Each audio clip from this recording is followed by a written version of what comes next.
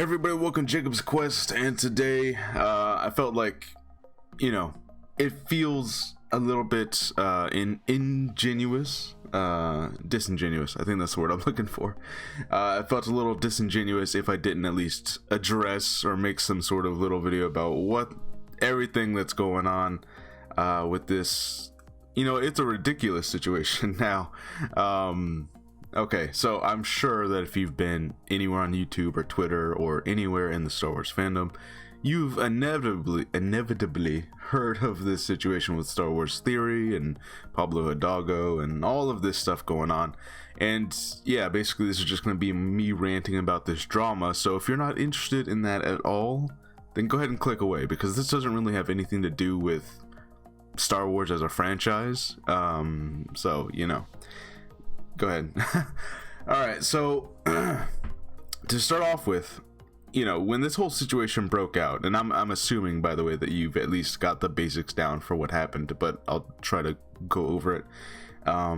Basically what we had was, Star Wars Theory had his reaction to the last episode of season 2 of The Mandalorian, and of course, as you see in this header for Variety here, he was crying when Luke Skywalker showed up, which, I didn't take any, I know some people were like kind of memeing it a little, which it was kind of funny. Some of the memes when they would like change what he was watching, I thought that was kind of funny. I saw one where it was like, it was SpongeBob instead of Luke Skywalker or something, so I thought that was kind of funny. But then Pablo Hidalgo, he has a privated account on Twitter, and he said something to the effect of, emotions are not for sharing or something like that, which, it can be interpreted several different ways. But Pablo Hidalgo replied to this Twitter thread that was essentially accusing Theory of faking his crying or something like that, just for attention. And he said emotions are not for sharing. And Star Wars Theory took that as, making fun of him. And then Pablo Hidalgo put that as the header of his account, so his privated account. So even if you go to Pablo Hidalgo's Twitter, you could still see the header of it. You just couldn't see what his tweets were. And so it's like very clearly, for whatever reason, he wanted that to be out there. And my whole initial reaction to this was like, okay, at the very least, it is a very strange thing to say. At the very worst, he was trying to make fun of him. So basically I was like, either way, even if it was supposed to be a sarcastic remark, even if, some people said like, no, he was defending Theory. My stance on this, my immediate reaction was like, it was a weird thing to do. Pablo Hidalgo probably shouldn't have said that at all. And this is not the first time Pablo Hidalgo has said things that have upset some people. There was during the whole, frog lady, her eggs being eaten incident. Pablo Hidalgo made some remark about the frog lady trying to get food stamps or something. It was really weird. Pablo Hidalgo's got this very sarcastic, kind of smart-ass sense of humor about him, and it can very easily seem pretty insulting, like he's just outright insulting people sometimes. I was kind of in Star Wars Theory's corner. This kind of became this big debate online about, like, oh, this person's in the right, this person just doesn't understand sarcasm, and I didn't think it was going to go beyond that. I was like, okay, it was a weird thing that happened, but that's it. But no, it got bigger, and it blew up, and it was... and now it's just gotten stupid. So as you can see here on Variety wrote an article about it. And, a lot of people on Twitter were like, really? Variety? And that was my instant reaction. I was like, look, I was in Theory's corner with this whole thing. I agree Pablo Hidalgo was kind of in the wrong, even if even if this was misinterpreted. Pablo Hidalgo probably shouldn't have said anything at all. But I was like, Variety's gonna write an article about this Twitter Star Wars drama. Like, you know, it just seems like it's a slow news day. Like, you have nothing else to write about? Really? You gotta write like a whole article about this? Okay. You know, so that just seemed hilarious to me that it had gotten to that point. Anyways, so I was like, surely that's the end of this stupid drama that's happening. No. So what happens next is that apparently, like the next day, Star Wars Theory, who I have always deemed to be sort of a neutral party in regards to like all of these different Star Wars subgroups and all this. Star Wars Theory's always seemed like a guy who's kind of kept to himself. He stays out of the fandom, you know, atmosphere as to like, you know, all the different groups and subgroups and, you know, all that stuff. But Star Wars Theory was gonna be on a Fandom Menace stream with Geeks and Gamers dude and all that stuff, which I was like, okay, because here's the thing about Star Wars Theory is that a lot of people, when the situation broke out, they already considered him to be part of the Fandom Menace, which, by the way, if you don't know who the Fandom Menace is, I have to assume you kind of do, but here I actually wrote like my best like description of them that I could, because it's kind of hard to describe to people why they're so terrible, if you haven't already done the research. If you haven't already like watched some of the stuff that they've put out and some of the stuff that they say and some of the stuff that they do, if you haven't like kind of lived through it, it's hard for people to understand exactly why everyone says they're so horrible. But here's the best way that I can describe everything that the Fandom Menace has done. Here's what I wrote. I said, as far as I'm concerned, the Fandom Menace are nothing more than a conspiracy-driven, outrage-mongering, right-wing political movement hiding under the guise of disgruntled fans. They're infiltrators. They purposefully fuel the flames of division for influence and pocket change.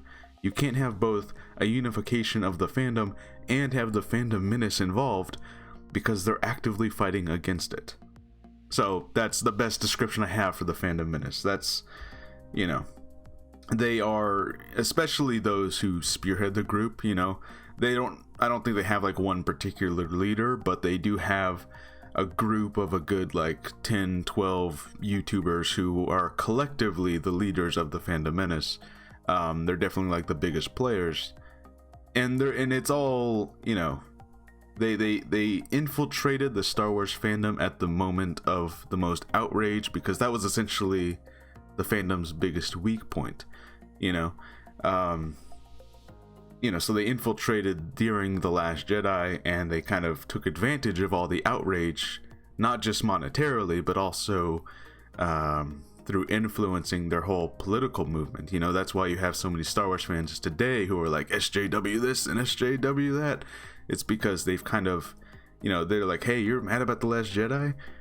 I know who you can blame, the SJWs and the leftists and identity politics. You know, and that's how they started pushing all of these really right-wing type movements, these ideas into Star Wars fans' heads. Anyways, getting off on a tangent, but basically that's who the Fandom Menace is. So, you know, I've always been under the impression that Star Wars Theory is more of a neutral party. You know, he's not, you know, he's never struck me as someone who's overtly political in any way. I've never even heard him use the term SJW, you know, so it's like he's never seemed like a member of the Fandom Menace, even though I know that large portions of his audience are. You know, his audience seems to largely be younger, like children, and older Fandom Menace types. But because he himself has never seemed to actually display any of the behavior you typically see in other Fandom Menace YouTubers, I've always given him like the benefit of the doubt. You know, I've always given him like, no, you know, he doesn't have control over his audience. He's, you know, he's not one of those guys. But, you know, of course, the one time that I'm like kind of sticking on his side and saying like, no, Pablo Hidalgo is kind of in the wrong here, of course, this is the time that he decides to go on a Fandom Menace stream, which he did last night. Which, I gotta be honest, even if he doesn't consider himself a member of the Fandom Menace, the fact that someone who has such a large audience and has, at least to me, been largely seen as this neutral party is now going that direction. He's going to be associating with them, he's befriending them.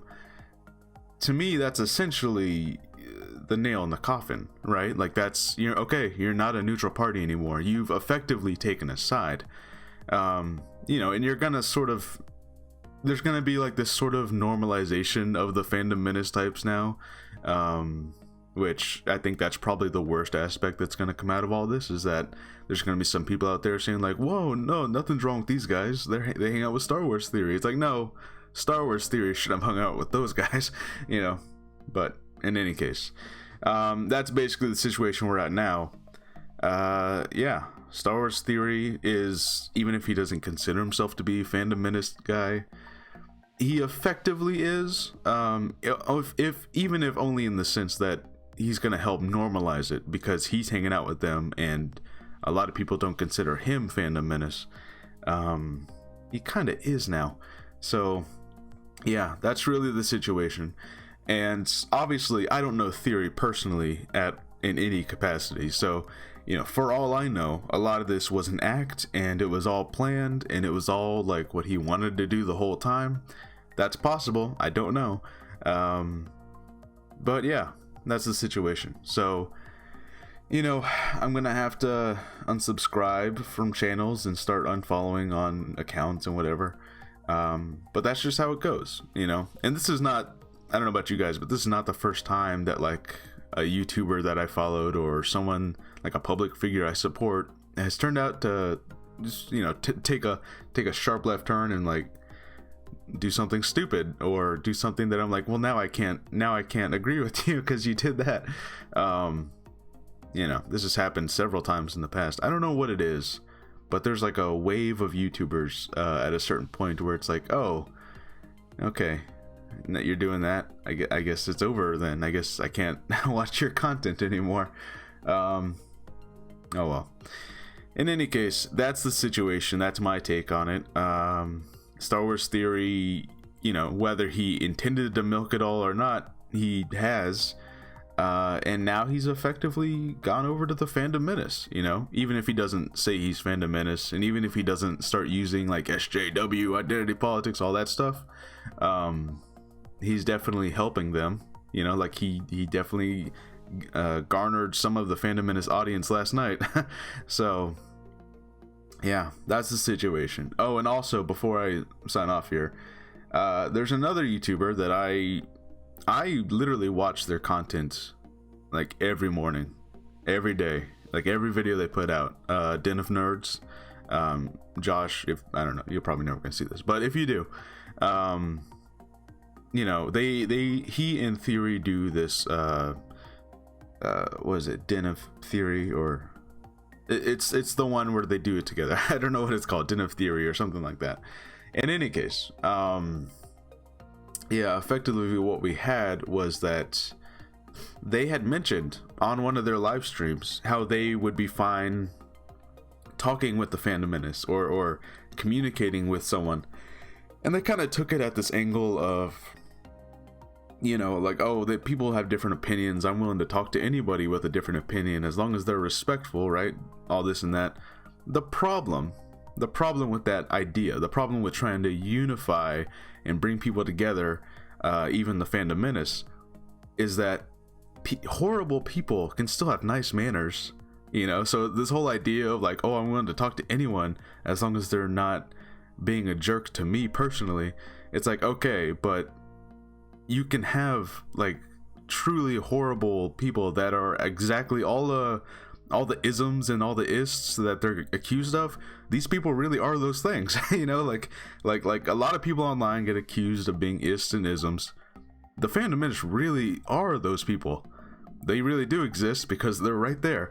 But they can still have nice manners to you personally. So the whole idea of like, oh, we can have a civil conversation with these people, it's like, no, you can't, because all you're doing is you know, you're normalizing them to your audience, and everyone who's kind of wise to their act and can obviously see what's happening here.